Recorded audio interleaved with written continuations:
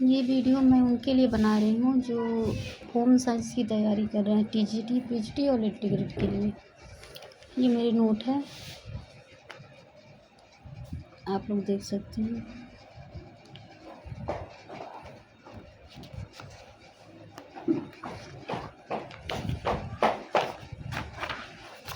Physiology की ये note है।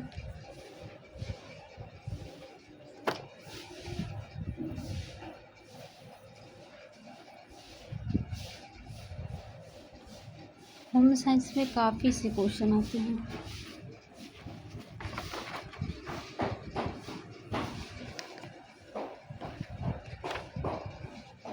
ये पूरा कोशिका का चैप्टर है सारा।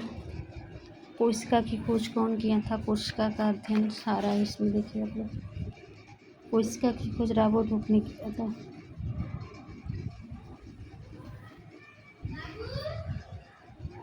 मनुष्य में सबसे लंबी कोशिका होती है न्यूरॉन्स, जो संदेश को भेजती है।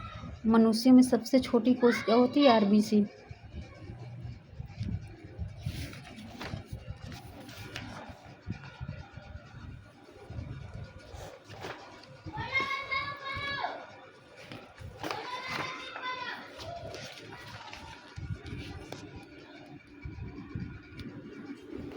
ये क्वेश्चन काफ़ी बार आया। गुणसूत्र शब्द कौन दिया था? वाल्डेयर ने दिया था।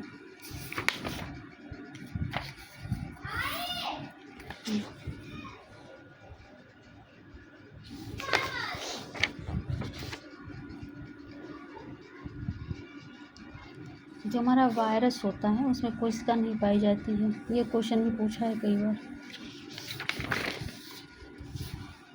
ये उत्तक के बारे में देख लीजिए। उत्तक तीनों: पेशी उत्तक, संयोजी उत्तक, तंत्रिका तंत्र उत्तक। जो पेशी उत्तक होता है दिल की धड़कन के लिए ज़रूरी होता है, और जो संयोजी उत्तक होता है उत्तकों को जोड़ना और मजबूत करना इसका काम होता है। तंत्रिका तंत्र में दिल की गति को नियंत्रित करता है। जो तंत्रिका तंत्र उत्तक होता है हमारे दिल में जो गति होती है उसको नियंत्रण करने का काम करता है।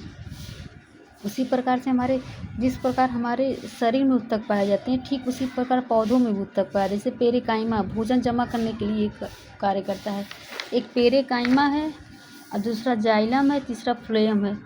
जाइलम क्या करता है? पानी को ऊपर तक ले जाने में काम करता है। अब फ्लोएम क्या करता है? भोजन को पौधों के बाकी हिस्सों तक पानी पहुँचाने के लिए जाना जाता है। इन तीनों उत्तकों में मिलने से जड़ का निर्माण होता है। कौन कौन उत्तक है? 3 उत्तक है।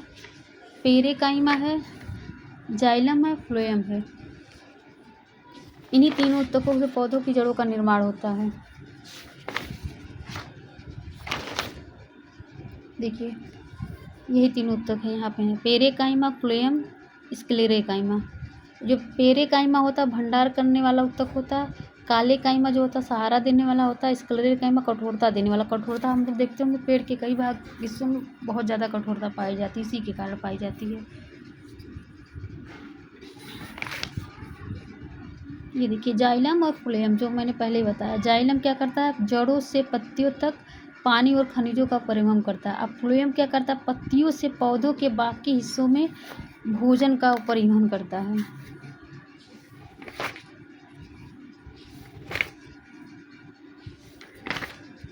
ये आ गया हमारा कंकाल तंत्र। सबसे पहले कंकाल तक पढ़ने से पहले हम ये देख लें कंकाल तंत्र के अध्ययन को कहते क्या हैं। तो जब भी हम पढ़ते हैं हड्डियों का अध्ययन उसको ऑस्टियोलॉजी कहते हैं। हड्डियों के अध्ययन को क्या कहते हैं? ऑस्टियोलॉजी कहते हैं। नवजात शिशु की हड्डियाँ कार्टिलेज की बनी होती हैं। इसमें कैल्शियम कार्बोनेट नहीं होता, इसलिए वो हड्डियाँ क्या होती हैं? बहुत ही कोमल होती हैं। अगर हम लोग थोड़ा सा भी वो हाथ लगा के खींचते तो नवजात शिशु की जो हड्डी होती है टूट जाती हैं, उससे कठोरता नहीं पाई जाती है। इसे बच्चों की हड्डियाँ क्या होती हैं? मुलायम होती है, जिसमें कार्डियम प्रोटीन पाया जाता है। बच्चों की हड्डियों में मुलायम होने का कारण है कार्डियम प्रोटीन। कंकाल तंत्र को भी 2 भागों में बांटा गया। एक अक्षीय कंकाल तंत्र है, एक उपांगीय कंकाल तंत्र है। जो अक्षीय कंकाल तंत्र होता है उसमें कितनी हड्डियाँ पाई जाती हैं?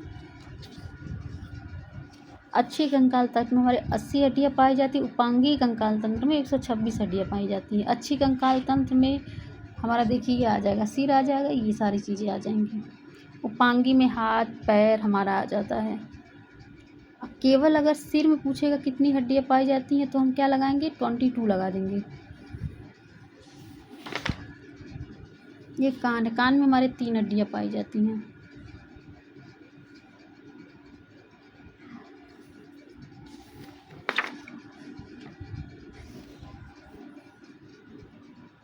ये रीढ़ की हड्डियाँ हैं हमारी। अगर क्वेश्चन पूछता है सबसे चमकीली हड्डी किसे कहते थे, हम टीबिया को मारते। सबसे पतली हड्डी फेबुला होती है। ये बार बार क्वेश्चन पूछा, सबसे पतली हड्डी। सबसे छोटी हड्डी तो हम जानते हैं, पतली नहीं जानते तो पतली याद कर लीजिए आप लोग। यह पेशी, पेशियों का अध्ययन, पेशी सारी हमारे मसल्स हैं ये। सबसे पहले इसमें पेशियों के अध्ययन को क्या कहते हैं, मायोलॉजी कहते हैं। पेशियों के अध्ययन को मायोलॉजी कहा जाता है।